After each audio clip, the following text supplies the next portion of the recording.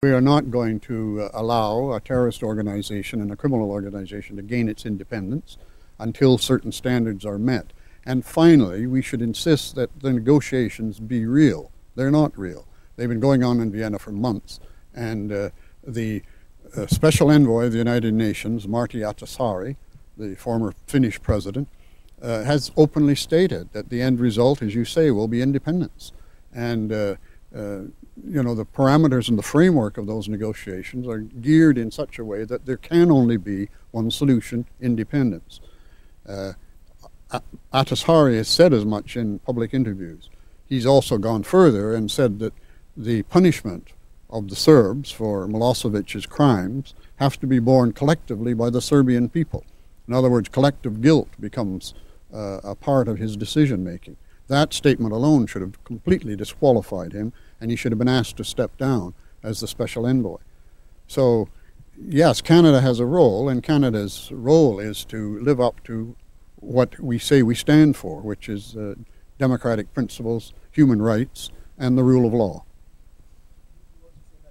Delay until a sensible solution is found. What is that sensible solution? Well, there are many. They could range for something like Cyprus. I mean, the Serbian government has guaranteed autonomy to the Albanians in Kosovo. They've already guaranteed that. You're not now dealing with Milosevic's regime, you're dealing with a democratic Serbian government. They've given a guarantee for the Albanians in Kosovo to retain or to have complete autonomy. But they do not agree that that province, which is Serbian and has been for centuries, should be taken away from them. Cyprus is an example. You know, the Turkish element in Cyprus lives a separate life, rule their own part of Cyprus, but Cyprus retains its seat in the United Nations and allows the Turkish minority in Cyprus to enjoy full human rights and their own government. There are other models that could be followed, short of independence.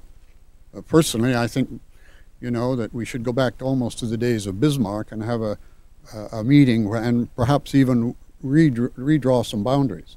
I mean, that's you know, it's not politically correct to say that anymore, but prior to the Second World War, that was a way that a lot of international disputes were settled peacefully, with the peaceful and orderly movement of populations back and forth and guarantees for their resettlement. That may not be a solution, but it could be part of a negotiating position on either side. You see, these two sides aren't negotiating. The Albanians feel it's useless. Why should we negotiate? The decision has already been made. And the Serbs feel completely impotent and powerless at the negotiating table, particularly with a special envoy who has already announced the outcome. So there's many solutions that could be talked about and negotiated that fall short of outright independence. Do I think that? I certainly do. Thank you. He wants to, Ambassador, he wants to take a picture. You just want to help the bishop then? Okay. The bishop. Mm-hmm.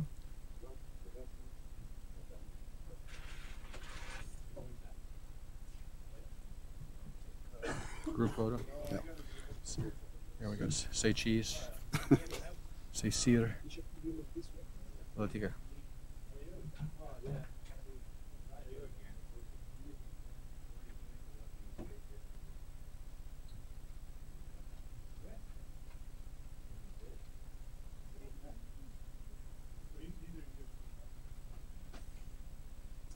Thank you. Thank you.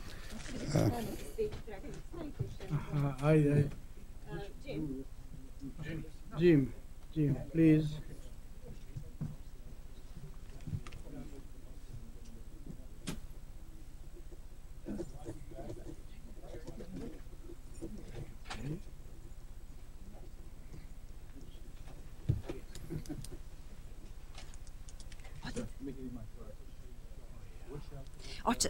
Господин Бисай.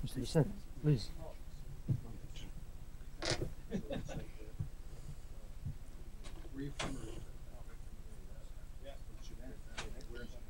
Oh, yeah, no, sorry.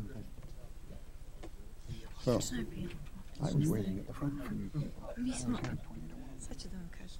I'm going to tell him.